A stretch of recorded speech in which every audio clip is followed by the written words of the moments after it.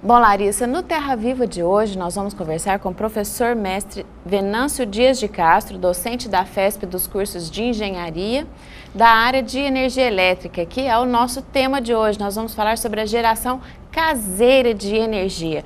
Professor, antes de falar dessa questão, da geração de energia pelos próprios consumidores, eu gostaria que o senhor falasse um pouco como é a geração de energia elétrica no Brasil. Olá, Luciana, telespectadores. A geração de energia elétrica no Brasil é basicamente hidroeletricidade, que é a melhor forma que o mundo ainda possui. Nós temos o nosso padrão de geração é mais de 80% por hidroelétricas. Isso somos um dos poucos países privilegiados do mundo. Mas, por outro lado, esse modelo causa certos impactos ambientais por causa dos reservatórios e ele tem sérias restrições da parte ambiental. Com isso, nós estamos cada vez aumentando a demanda ao mesmo tempo que não aumenta a oferta. E nós corremos o risco de essas duas curvas se encontrarem, porque um dos efeitos da geração hidráulica tem que ser previsto com longo prazo. Você gasta 5 anos para complementar uma usina hidrelétrica, o reservatório, as linhas de transmissão. Certo. Mas o senhor acredita que a nossa geração de energia ainda é pequena perto do consumo que você tem no país? Não. Atualmente ela está no nível que ela é X% acima. Mas, tecnicamente, se você diminuir esse X%, você corre o risco de haver apagão. Você tem que ter uma reserva de energia. Tá? Trabalhar sempre com essa previsão. E essa reserva hoje, o que está fazendo é aumentar a geração termoelétrica, que é a queima de petróleo ou carvão, que é poluidora e causa uma série de inconvenientes para todo o sistema planetário, digamos, tá? Não só local. Enquanto que a hidroeletricidade, a perspectiva é fazer a hidroeletricidade a fio d'água, que, por um lado, minimiza a escassez de energia, mas não resolve o problema da demanda máxima nos picos, no final da tarde, quando se dá o maior consumo. Pode ser que o fio d'água, naquele momento, não esteja em condição de gerar muito. Tá certo. Professor, então, eu gostaria que o senhor me explicasse, é possível que nós, consumidores comuns, possamos desenvolver a geração própria de energia e como seria isso? Isso é uma novidade. No Brasil, isso não existia, passou a existir através de uma resolução da ANEEL, a 482. Da Agência Nacional. Da Agência Nacional de Energia Elétrica. Essa resolução permite que se tenha a mini e a micro geração de energia pelo consumidor, sendo entregue para a concessionária de energia, onde ela vai ficar, entre aspas, estocada, para você, e você tem 36 meses de prazo para pegá-la de volta. Em termos práticos, você pode gerar parte da energia que você consome, ou a totalidade, ou mais um pouco, guardar a diferença com a empresa de energia e pegar de volta, sem nenhum ônus. Além da energia solar, quais são as formas de energia que os consumidores podem desenvolver? Nós temos, basicamente, para esse tipo, 4 modalidades. É a geração hidráulica, a geração termoelétrica, a geração fotovoltaica e a geração eólica. Explicando melhor, a hidráulica é a queda d'água, certo? A termoelétrica é uma máquina de combustão, normalmente, tá? Tipo um motor diesel tocando um gerador. Ou pode ser gás, turbina a gás, ou uma muito importante para os grandes consumidores é o bagaço de cana, que era um rejeito agrícola, que não tinha o que fazer com ele, e agora é queimado para produzir energia elétrica, tá? Cria problema no meio ambiente? Cria, mas em compensação é melhor do que queimar petróleo, tá? Bom, a fotovoltaica é que para o pequeno consumidor apresenta a melhor configuração. Atualmente ela ainda é cara, certo? O preço das placas e a eficiência não é muito alta. E, então, atualmente ela só é usada enquanto você tem alguma coisa que precisa de pouca energia e fica longe da rede. Por exemplo, cerca elétrica, por exemplo, uma bomba d'água posta lá no meio do pasto, a quilômetros de distância. Então, você fura um poço, põe a bomba d'água tocada por célula solar e ela aciona, tira a água do poço para o gado beber. Por exemplo, esse é o mais usado. Bom, mas devagar esse custo está caindo, tá? Avanço tecnológico, e ela está ficando atrativa. Ela já está quase atrativa no Brasil, tá? Em alguns países, como a Alemanha, ela responde por uma grande parte. Todas as casas quase têm placa de conversor solar. E lá ainda tem uma vantagem extra. A energia que você gera, o governo paga mais por ela do que a que você consome. Se você gerar X kWh e gastar X kWh, ainda vai sobrar dinheiro, porque ele te paga mais do que você consome. Tá certo, professor. Então, só para concluir, o senhor citou aí as modalidades de geração de energia. Para o consumidor comum, né, seria o mais indicado o sistema de geração solar, né? Conversor fotovoltaico. No caso de indústrias, né, grandes empresas também, quais seriam as modalidades que o senhor acha que seriam mais fáceis, né, de serem implantadas na realidade que nós temos hoje?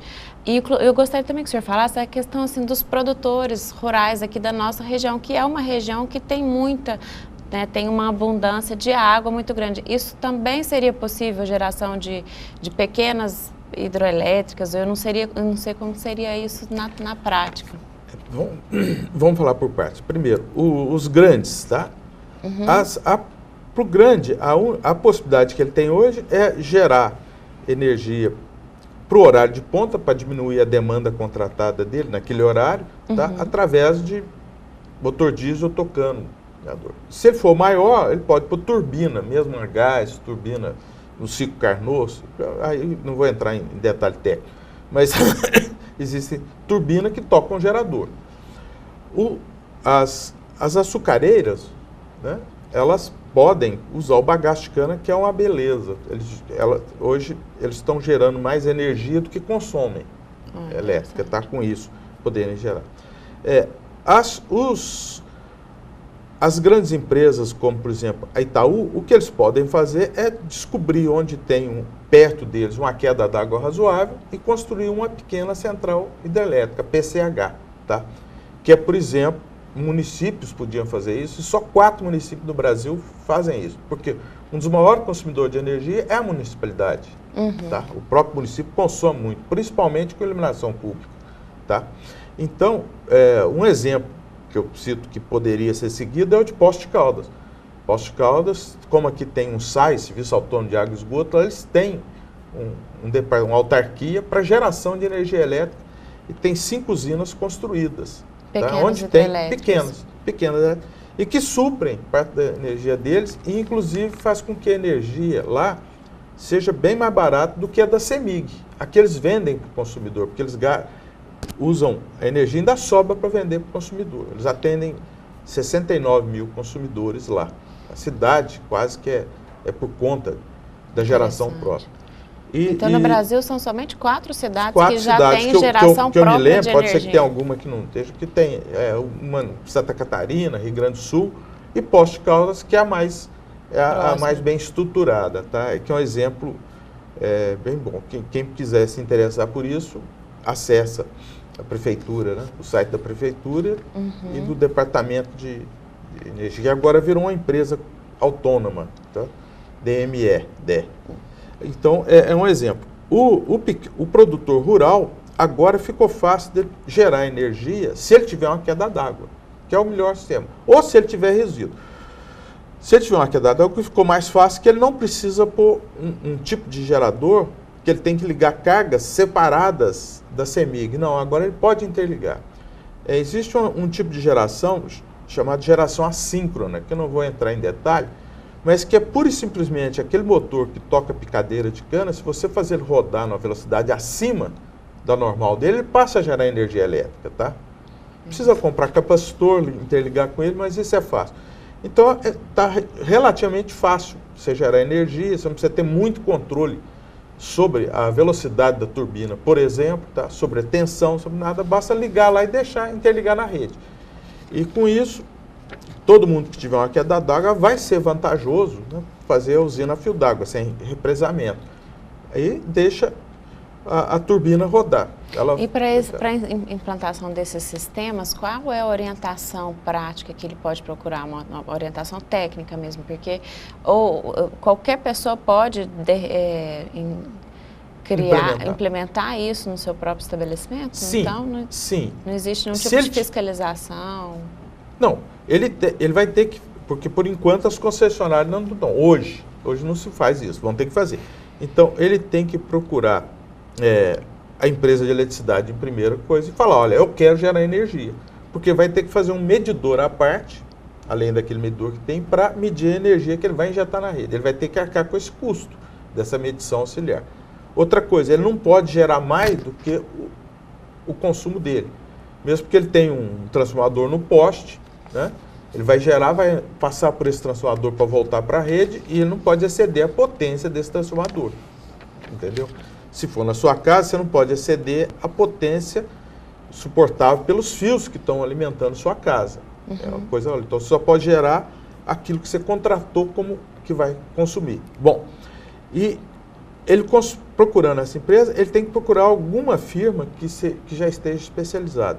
Existem trabalhos científicos que provam que você usar a bomba d'água que tem e o motor da bomba d'água como gerador, tá? Você põe a bomba d'água, em vez dela mandar água para longe, ela recebe água por ali e sai pelo centro dela, trabalhando o contrário, tá?